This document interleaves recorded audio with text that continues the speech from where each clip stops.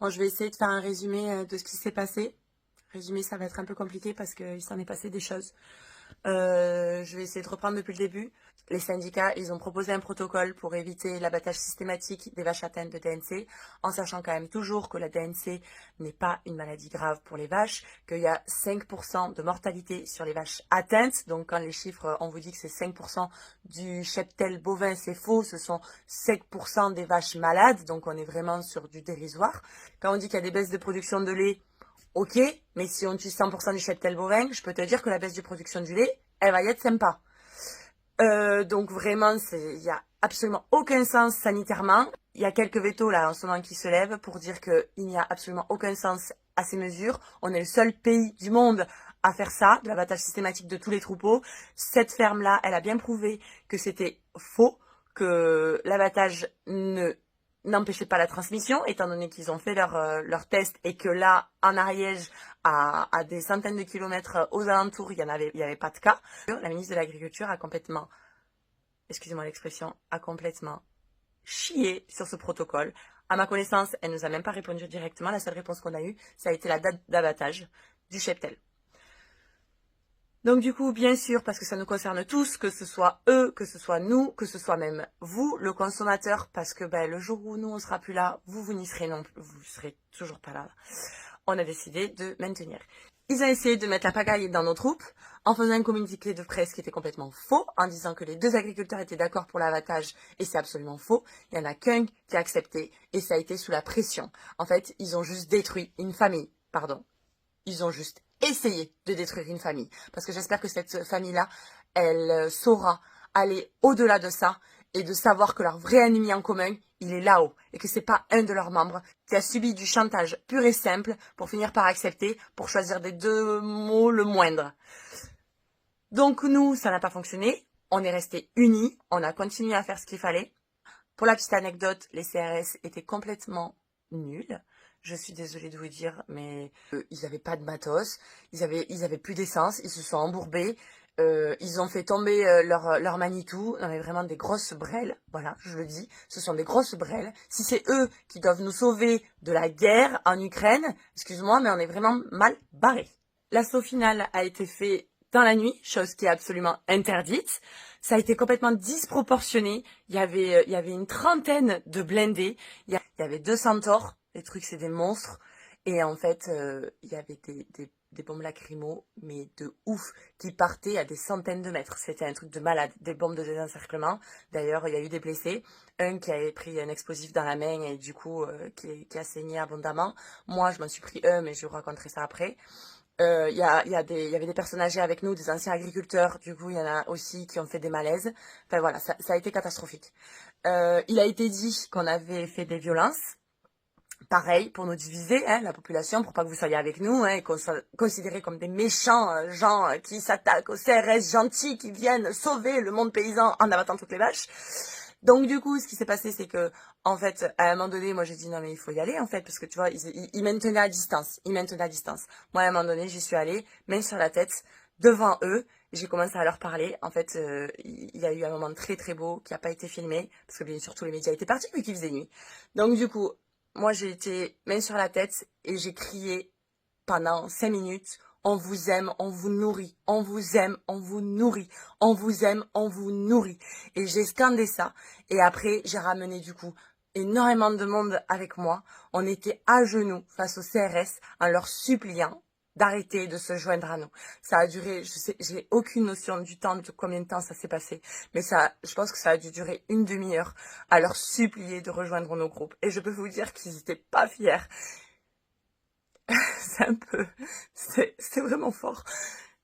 Ils étaient tous en train de fuir mes yeux déjà et les yeux de tout le monde. Je sentais vraiment qu'il y en avait plein qui voulaient faire tomber leur bouclier. Et il y en a 9 des vrais héros qui ont tombé leur masque pour dire qu'ils étaient d'accord avec nous. Je pense que la moitié des CRS étaient d'accord avec nous. Sauf que là, du coup, ils sont en train de jouer justement sur la division. Ils sont en train de nous diviser au lieu de nous unir. Et en fait, quand les autres CRS ont vu que la corde de devant était en train de tomber, là, ils se sont vraiment énervés. Ils ont vu qu'on avait mis le bazar dans leurs troupes, et là, Ils nous ont gazés, mais comme jamais ça s'est vu. Des trucs, voilà, disproportionnés de dingue, franchement de dingue. Et ça, je l'aurais dit au SRS devant, et je vous le dis aussi, dans les troupes, là, il y en avait plein qui, dans nos rangs, il y en a plein qui commencent à appeler aux armes. Là, moi, malheureusement, je pense qu'on va arriver à une guerre civile. Parce que là, c'est plus possible, en fait. Là, à un moment donné, c'est soit nous qui nous faisons tuer, ou soit c'est eux. On peut pas faire autrement. Les forces de l'ordre, venez avec nous, parce que ça risque de péter fort. Là, les gens en ont marre, vraiment. Et s'ils doivent en venir aux armes, ça risque de se faire. Cette fois-là, on a perdu, mais la deuxième fois, la prochaine fois, je te jure qu'on gagnera. On n'a pas envie d'en arriver là. On n'a pas envie d'en arriver là. Et donc, du coup, là, ils ont commencé à nous gazer et à avancer. Vraiment, là, on pouvait plus rien faire que reculer. Il y a eu un front. Donc là, nous, moi et toute la rangée devant, on a essayé la méthode pacifique. On a essayé d'être avec eux, de les inviter à venir avec nous. On leur a supplié de toute notre âme en leur disant, et je vous le redis, les gars, si vous voyez la vidéo, qu'on vous aime et qu'on vous nourrira jusqu'à la fin de notre vie et que c'est notre seul but dans cette putain de vie, c'est de nous nourrir. Du coup,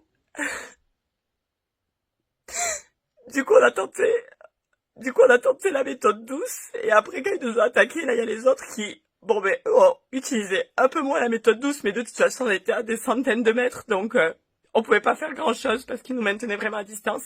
L'atrocité de la chose, c'est qu'ils sont, quand ils sont arrivés à l'étable, du coup, sur le siège de l'exploitation, là où il y avait toutes les vaches, ils ont continué à gazer comme des connards. Ils ont vraiment gazé comme des nazis. Sauf que dedans, il y avait toutes les vaches, on les entendait beugler, nous, d'en bas. C'était juste horrible. Il y avait une vache dehors avec son veau. Ça aurait fendu le cœur à n'importe quel être humain. Elle était juste les yeux exorbités, à pas pouvoir respirer, à s'affoler, mais comme jamais. Donc, en plus d'abattre toutes nos vaches, ils les maltraitent. Là, c'était clairement de la maltraitance animale. Je sais qu'il y en a beaucoup qui peuvent dire, oui, mais vous êtes des éleveurs, vous êtes horribles, vous tuez vos bêtes pour qu'on les mange. C'est ça la différence, c'est que nous, quand on tue nos bêtes, c'est pour nourrir la population, en fait. Toutes nos bêtes sont aimées, toutes nos bêtes sont respectées. Et là, c'est juste du massacre total pour rien, quoi. Il y avait un petit poney aussi qui était avec nous, vous avez dû voir dans les vidéos. Lui, pareil, il a été gazé comme tout le monde. Je te raconte même pas l'état du truc. Les chiens, ils étaient aboyés parce que du coup, pareil, ils s'étaient enfermés dans les granges. Une horreur. Et là, ils étaient contents, un cosmonaute à arriver et à faire ça. Je sais pas comment, vraiment, ils vont le vivre. Mais moi, je pourrais jamais faire ça. Tu vois, les CRS ont dit que ils font ça par rapport à leur métier, qu'ils sont payés pour ça. Les mecs, à un moment donné, tu peux choisir de faire autre chose, tu vois. Moi, j'ai préféré ne pas être payé à la hauteur de ton salaire, mais de pouvoir me regarder dans une glace, quoi. Donc, du coup, on n'a pas eu d'autre choix de partir, parce qu'on a eu tous très peur aussi qu'ils nous embarquent, parce qu'il y avait pas mal de camions qui étaient vides. Donc, du coup, clairement, on est parti parce qu'il y avait plus rien à faire. Ils avaient encerclé toute la ferme. Et là, du coup, j'ai eu des nouvelles. J'ai voulu y aller, mais en fait, ça sert absolument à rien, parce que là, tout est blindé de CRS. Il y a quelqu'un qui a voulu arriver, il s'est fait courser par 10 CRS. 10 CRS armés pour un paysan. Voilà où on en est. Et du coup, il y a quelques vaches qui ont réussi à s'échapper ou qu'on a aidé à s'échapper, je sais pas. Et là, en fait, on sait pas quand est-ce qu'il y a l'abattage. Pour la petite anecdote, nous, quand on est rentré, on est passé, je vais faire passer la vidéo, on a vu les camions pour récupérer les cadavres et les amener à se faire brûler, parce qu'il faut savoir que la viande de ces vaches-là n'est pas consommée, bien entendu, donc ça veut dire que c'est juste perte sèche totale. Là, on les tue pour les tuer, il y a rien de plus. Il y a vraiment rien de plus. Des vaches saines, je suis allée les voir, leur visage me hante. Toute cette nuit, j'ai pas pu dormir. Et donc, du coup... Pardon.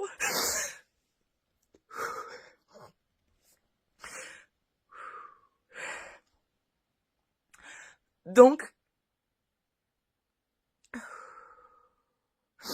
on n'a pas de date, on n'a pas de moment de quand ils vont se faire abattre. Ils vont faire ça en secret, ils vont faire ça en secret. Donc on sait que ça sera fait. Là, on sait qu'on n'a plus rien à y faire. Là, je peux vous assurer qu'on a perdu cette bataille, mais que c'est pas fini. C'est pas fini. Et tous ceux qui ont envie de rejoindre le mouvement, je pense que ça peut être un mouvement historique. Parce que là, il y en a marre. Si on touche à nous, on vous touche aussi à vous.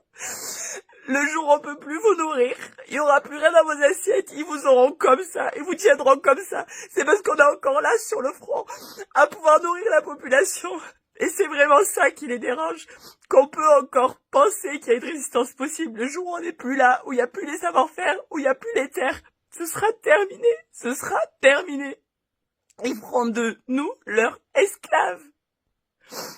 J'espère que vous allez vous en rendre compte et surtout que vous allez relayer au maximum. Vous avez fait un travail formidable, vous avez relayé à fond, je vous ai vu partout et c'est génial. Mais là maintenant c'est le moment vraiment de relayer. Merci, on est ensemble.